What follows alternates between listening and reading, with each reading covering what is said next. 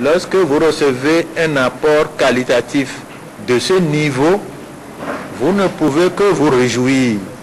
Et c'est cela qui nous donne la fierté que nous éprouvons aujourd'hui en accueillant le MDS, son dirigeant et ses militants. Glazoué, 10e circonscription électorale, est entièrement acquise à la cause de l'Union fait la nation. C'est du moins la substance de la déclaration faite par le président du PDPS. Renforcée par d'autres mouvements politiques tels que le MRU Tonillon, le PDPS a fait son choix.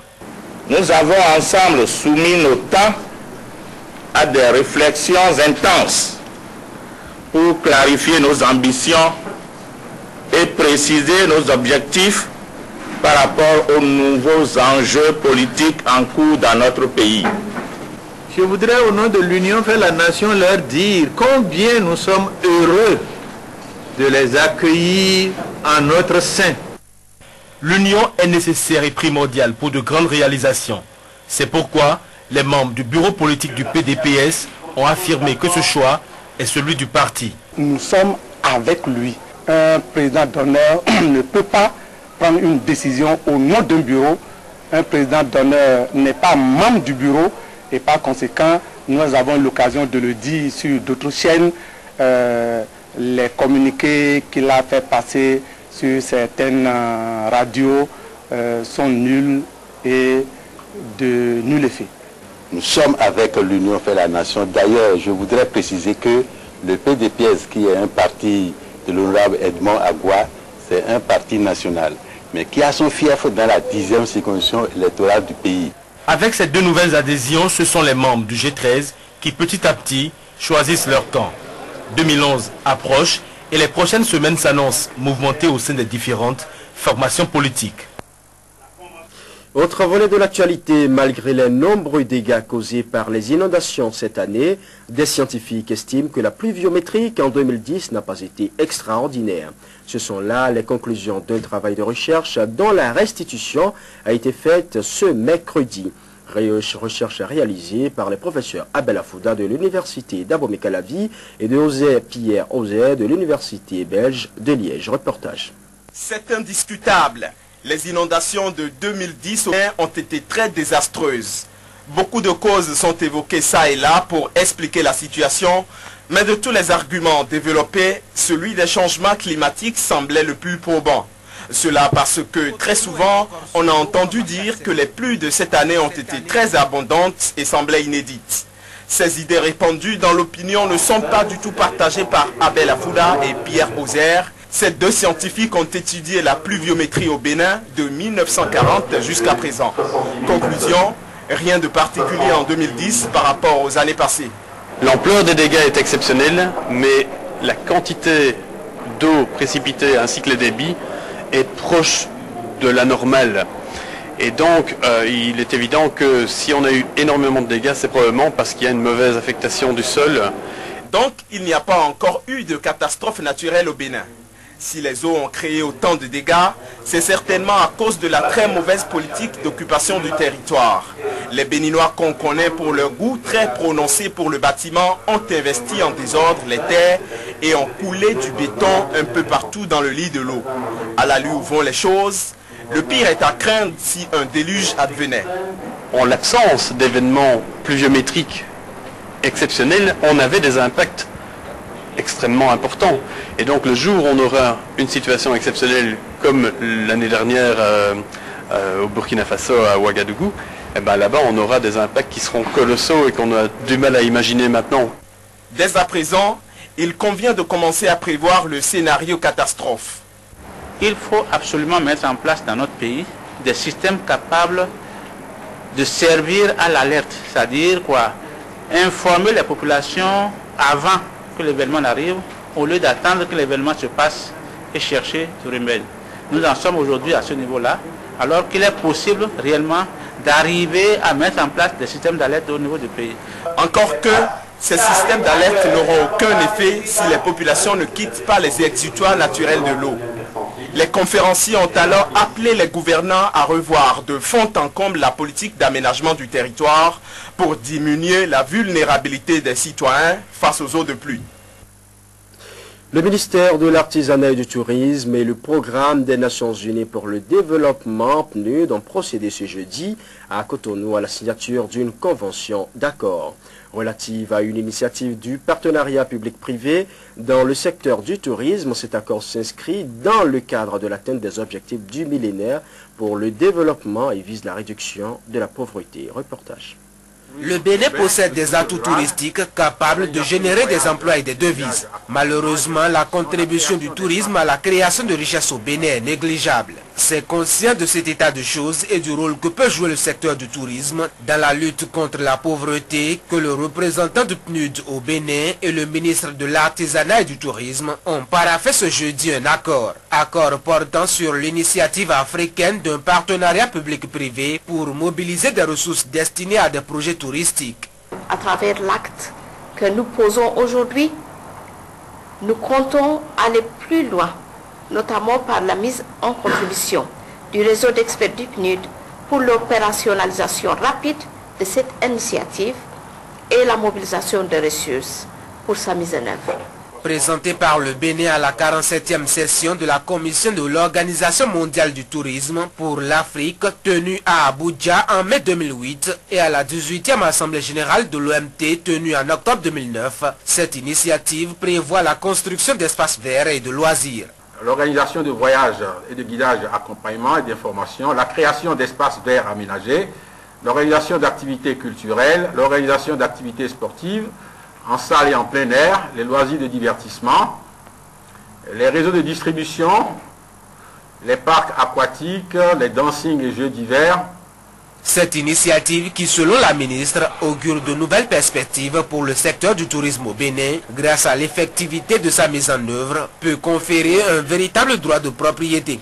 Mon optimisme s'explique bien par le fait que le cadre des résultats définis prévoit le renforcement des capacités du cabinet du ministère pour mettre en œuvre l'initiative, le renforcement du cadre institutionnel du pilotage, l'appui à l'élaboration du document de projet, ainsi qu'une stratégie de communication et un plaidoyer pour la mobilisation des ressources techniques et financières au cours d'une table ronde des bailleurs de fonds prévue à l'échéance d'1 à 2 ans.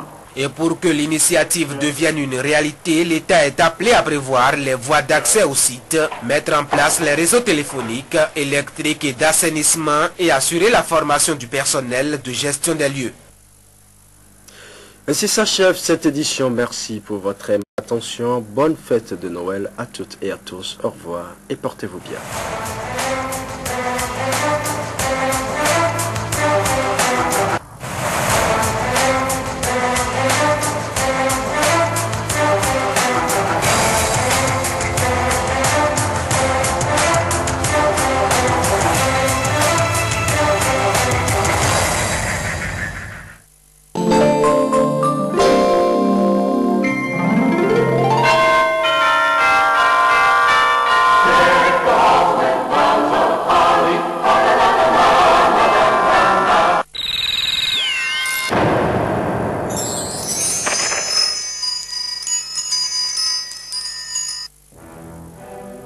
Kama vous offre une large variété de véhicules haut de gamme. Retrouvez chez nous les plus grandes marques du moment. Les Mercedes classe B, C et E, tout confort et toute élégance. La Chrysler 300C, tendancieuse et imposante. La Jeep Cherokee pour des rêves de grandeur. Le Dodge Avenger pour vous abriter entre jeunesse et noblesse. À Kama, vous trouverez aussi des batteries, des bougies, des filtres et d'autres accessoires de marque Bosch de qualité exceptionnelle et très résistante. Des pneus de marque Continental pour une sécurité maximale dans une conduite de plaisir. Chez Kama, des groupes électrogènes de toute capacité avec une grande autonomie fonctionnelle. Kama, la maison des grandes marques. Nous sommes situés à Cotonou, à Papa, PK 3,5, route de Porto Novo, zone industrielle. Téléphone 21 33 12 56, 21 33 01 95. Jamais ce moment sacré.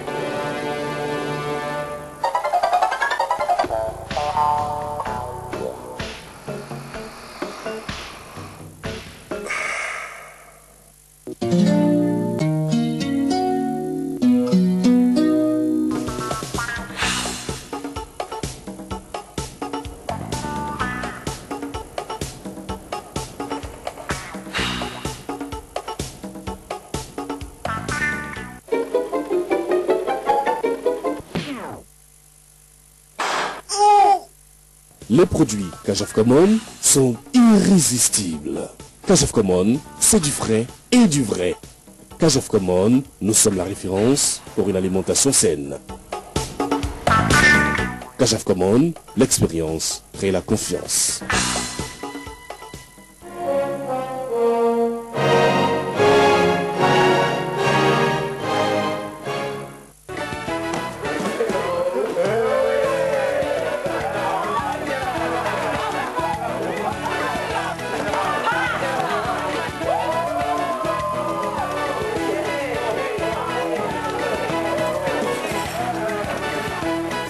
Avec plus de 100 recettes, vous ne manquerez jamais le plaisir de consommer Delicious Pasta sous plusieurs formes. Delicious Pasta, le repas à la bonne saveur de tous les jours. Move. Du 19 novembre 2010 au 19 janvier 2011, appelez l'international aussi souvent que vous le voulez. Afin de vous permettre d'appeler vos proches à l'étranger, Move vous offre un tarif promo de 99 francs la minute vers 15 pays pendant 2 mois. À ce prix, offrez-vous le monde et communiquez avec tous vos proches et amis de l'étranger. Alors, qu'attendez-vous pour être dans le Move? Move, no limit. Votre agence de location de véhicules haut de gamme a un an.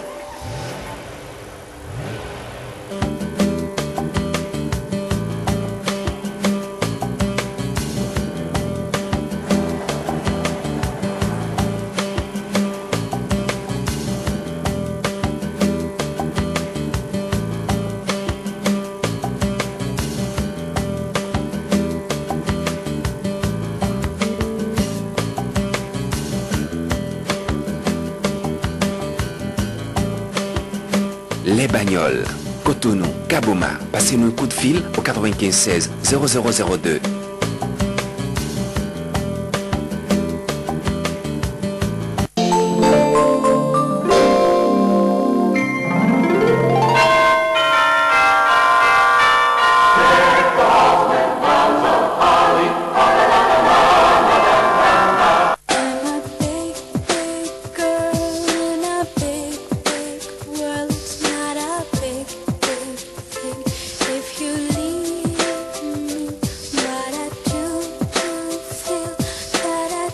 C'est déjà le réveillon de Noël et partout c'est Père Noël qui est descendu. Vous connaissez la chanson, alors dites-moi simplement d'où est-ce qu'il descend le Père Noël. C'est HAD 1 pour le ciel, HAD 2 pour la moto et HAD 3 pour la voiture au 71 12 avec MTN, Libercom, BBcom et Move. D'où est-ce qu'il descend le Père Noël dans la chanson? C'est HAD 1 pour le ciel, HAD 2 pour la moto et HAD 3 pour la voiture à envoyer au 71 12 avec MTN, Libercom, BBcom et Move et vous serez sûr que pour le lendemain de Noël, vous serez tiré au sort.